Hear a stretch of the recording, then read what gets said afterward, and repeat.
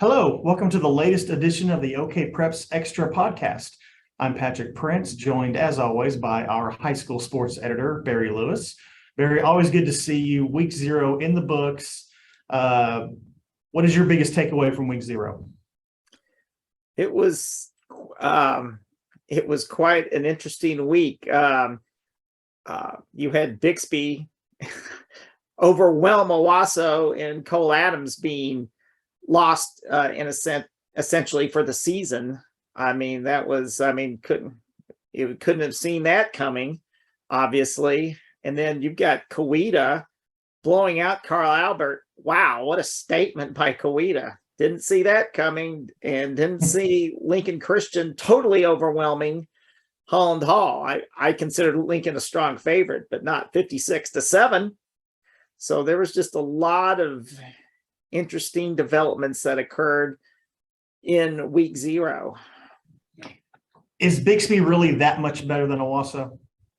At this point, they are. Whether that holds up in November, because there's, as I always say at this time of the year, there's a long way between now and November. But at this point, Bixby is that much better. If you're talking about Owasso without Emery Neely, without Cole Adams, those are two huge losses from their offense. That's true. That's a good point. And you and I were both at the game on Thursday, Barry.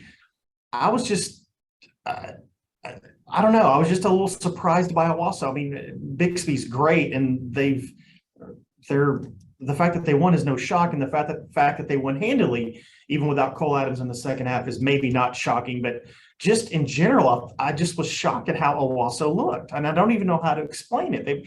I don't know. I mean, did you get that vibe? They didn't seem like Owasso to me. They didn't look like a Bill Blankenship led team to me. What your thoughts on that? Right. In the second half, I totally agree, because for the first quarter and a half, I felt pretty good about my pick. I hate to remind people about that. I picked Owasso, and I felt really good about that for quarter and a half, or even for the entire first half, because I thought Owasso, they were playing evenly, and some aspects were even outplaying Bixby in the first half. But you can't go empty on 3 major scoring threats, as what happened with Owasso against a good team. And so, because if Owasso could have taken advantage of those scoring chances, at least getting a field goal, if not a touchdown, you could have had a sizable lead over Bixby. And once they opened the door to Bixby, and then Owasso throws the pick 6 to start the second half, it seemed like Owasso was totally deflated. I have not seen an Owasso team. You're right, Patrick. I've not seen that. Did not look like a Bill Blankenship coach team in the second half. And I've not seen Owasso look like that since the 2020 semifinals against Jenks, which snapped Owasso's 24-game undefeated streak, or winning streak. Because even last year, when Owasso considered a down year for them, they lost 3 games. Those are all games they could have easily won. So they have not been so dominated by a team since the 2020 semifinals. And Bixby's a team, once if you let down at all, Bixby's got to stomp on you. And Bixby took full advantage, and they look like a team that's won 50 in a row. So I'm not counting out I'm not counting out Owasso, but you lose Cole Adams, you lose Emery Neely. Those are 2 huge losses for the offense. But Bill Blankenship's a great coach. They'll figure it out. It may be a really tough go, though, for the first half of the season with their schedule. I also want to advise people, yes, if you would have asked me this question last year in the season, saying, is Owasso really 38 points better than Broken Arrow? Similar scores last week. So Bixby Owasso game, I would have said yes. And then look what happened in the playoffs. Broken Arrow defeated Owasso. So it's a long time between now and November. Yep, fair point. Okay, same question. Is Lincoln Christian really that much better than Holland Hall? Like you said earlier, Barry, that Lincoln Christian has been really, really good the last couple of years, somewhat overshadowed by Holland Hall because that's who they seem to lose to. But oh, my word, what happened on Friday? Well, I think Holland Hall had a lot of players getting their first varsity starts, and they looked like a team that was inexperienced and jittery. And they were playing a team that is very experienced and really loaded and wanted revenge. As Griffin Dyer, who returned the opening kickoff 90 yards for a touchdown, said that they'd been hyped about this game ever since the schedule came out. I mean, Lincoln Christian wanted in for, from Holland Hall standpoint, they'd beaten Lincoln in the last 2 state titles. And so they probably understandably weren't as hyped. And then you give up a touchdown in the opening kickoff, and then you throw an interception right away, which is converted to a touchdown. And all of a sudden, less than 3 minutes in the game, it's 14-0, and things snowball. And right now, Lincoln Christian, I think Holland Hall, I would give Holland Hall credit. The second half, again, Lincoln Christian was playing some of its backups by then, but Holland Hall competed well in the second half. And this was not a game. We also were wondering at halftime when it was 42-0, is this going to go to a running clock, which would be like unheard of to see in recent years with Holland Hall being on the bad end of it. And it did not go to the running clock. They played it out. Holland Hall competed well in the second half. And I think long-term Holland Hall will be fine. They may not get up to Lincoln Christian's level before the end of the season, but right now, Lincoln Christian is really, really good. And Holland Hall is, they're going to go through some growing pains. I think they'll be fine when all is said and done. But right now, Lincoln is a lot better than Holland Hall. Let's talk about Jinx for a second. Oh, I'm sorry. We're going to talk about Luke Milligan too. I was going to say. Oh, yeah. Tell us about this kid. Yeah. I think last week you asked me who's a player that I'm looking forward to seeing on Friday night. And this season, a new player on the scene. And Luke Milligan was the one I mentioned, as I recall, Lincoln's quarterback, because I thought big shoes to fill following Max Brown, the Florida Gator signee. And I thought, however, Luke is in as good a position to follow someone like Max Brown as you could be, because he had gotten a lot of reps last year, because all of Lincoln's games virtually were routes. And Max Brown, just like was the case the other night, the starting quarterback really didn't play in the second half. So Luke was getting those second half snaps last year, and he just looks the part, and he was impressive when he played last year. He had been impressive this summer from what I had heard, and he fit right in beautifully. He was 14 of 15, 206 yards, 2 touchdowns, totally in control. And it helps that he's got a lot of experienced players around him. So I think he's going to have a fantastic year. Okay, you mentioned 14 of 15, Barry. Can you, for those of us who weren't there, can you give us a sense, like, were these all over the chart, short, long, mid-range? I mean, like, what did his completions look like? Yeah, they're a variety. He threw some deep passes, and he threw some mid-range passes, and he threw some short passes. So they weren't all 3-yard dink passes. So he showed a good arm, very accurate arm, looks really poised, really looks the part. And he's looks like he will have a very productive season, as most of Lincoln Christian's quarterbacks have over their 20-year history. And I will also say, I think we saw 3 Lincoln backup quarterbacks after Luke left the game, and they all look good too. It reminded me of Bixby last year. A lot of Bixby's games, we saw 4 quarterbacks for Bixby. Of course, they had 2 that share the role, but it looked like, well, any one of these quarterbacks would be successful. They've got a lot of quarterback depth. So Lincoln is sort of like, they're really close.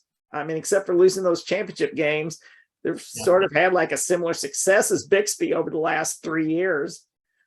Yeah. So let's talk about Jinx for a second, Barry. They had a tight one versus Edmond Santa Fe. They won 13-10. Was that game tighter than you thought it was going to be? I know they had a player ejected early, but is that what you expected out of that game, being that close? I thought it could be a really tight game, knowing Jinx had some players injured, and knowing it was Santa Fe, because Santa Fe they still remember, well, both teams remember Santa Fe winning at Jenks back in 2019. And of course, they played in the 2020 state title game. So Santa Fe's got a really solid program. And then last year, Santa Fe competed pretty well against Jenks, even though Jenks wound up somewhat comfortably, but Edmond Santa Fe competed well last year against them. So this was not going to be an easy opponent to begin with. Then you throw in Jenks's injuries. You're going on the road to Santa Fe, first game of the season. And it did not surprise me it was close, although I thought I would have predicted Jenks, it wouldn't have been as close as it was. I thought maybe Jenks would win by 10, 13 points or so. To see it only 13-10 was a little bit of a surprise. It was somewhat reminiscent of Jenks in the semifinals at Mustang last year, 17-10 game in the semifinals. And Jenks was missing some key players in that game as well. But Jenks, to give them credit, they find a way to win. Jenks also had a really scary season opener last year, and they found when the offense wasn't clicking, they found a way to win. So that's what good programs do. And that's, in the end, that's all that matters. They got the W. And now it'll be interesting to see how they do going forward. Jenks teams under Keith Riggs always show a lot of improvement through the year. And it'll also help when they get those sideline players back. Yeah.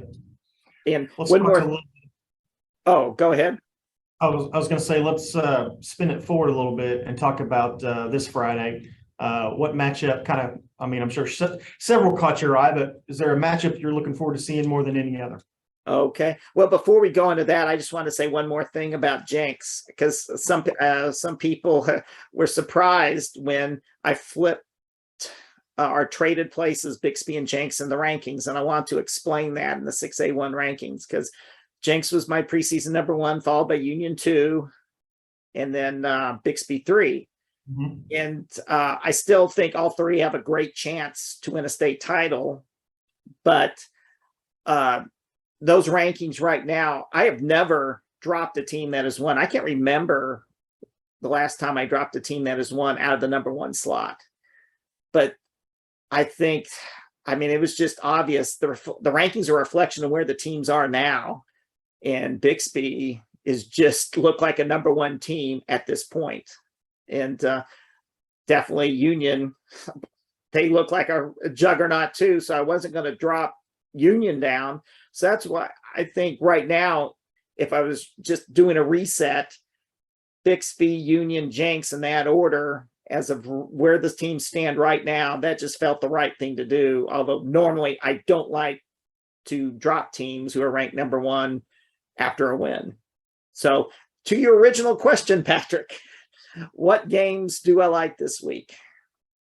The initial 2 games initially catch your eye because they always do. Owasso Jenks, Owasso at Jenks, and Union at Broken Arrow. These matchups have some great history behind them. And it's also sort of interesting where in each case you've got a head coach going against his high school alma mater where he had great success. Because at Broken Arrow, you got Josh Blankenship going against Union, where he was an all-state quarterback and the former assistant.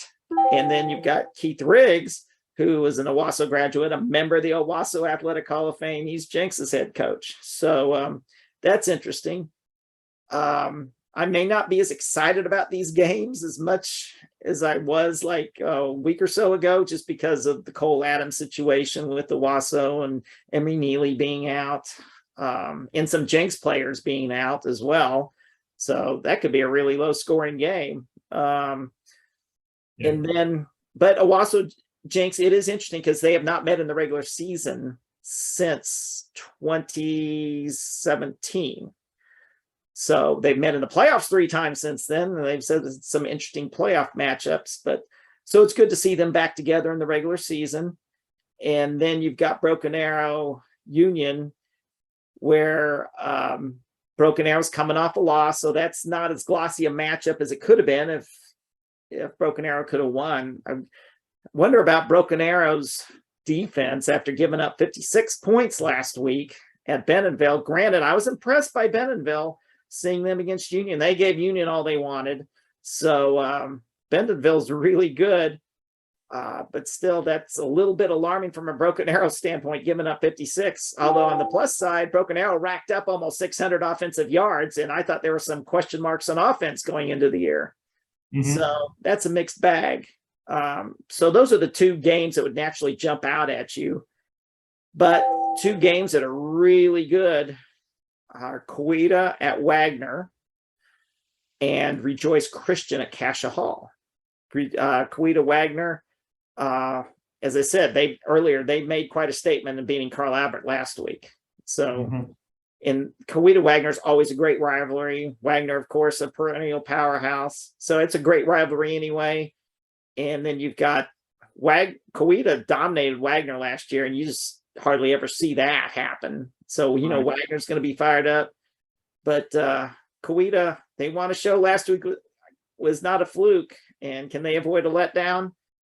I think they probably can because they're playing a rival. So, but that's a very interesting game. And then you've got Rejoice Christian at Cassia Hall.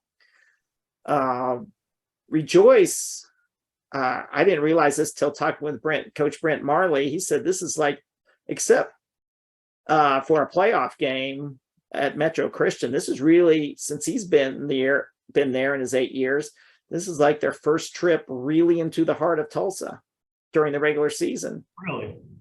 So that you've got that interesting aspect. Of course, Chance Wilson, wow, what a debut, what an opener he had last week. He just picked up where he left off pretty much last year when he accounted for 62 touchdowns and over 4,000 yards. Rejoice's great quarterback. He had a huge game at Cashion, and Rejoice really made a statement dominating Cashion, the defending Class A state champions. And then, of course, Cassia Hall, solid win at Victory Christian last week. So that's a great matchup as well. Which game are you going to be at Friday? I will be with Bill Haston at Broken Arrow. Okay.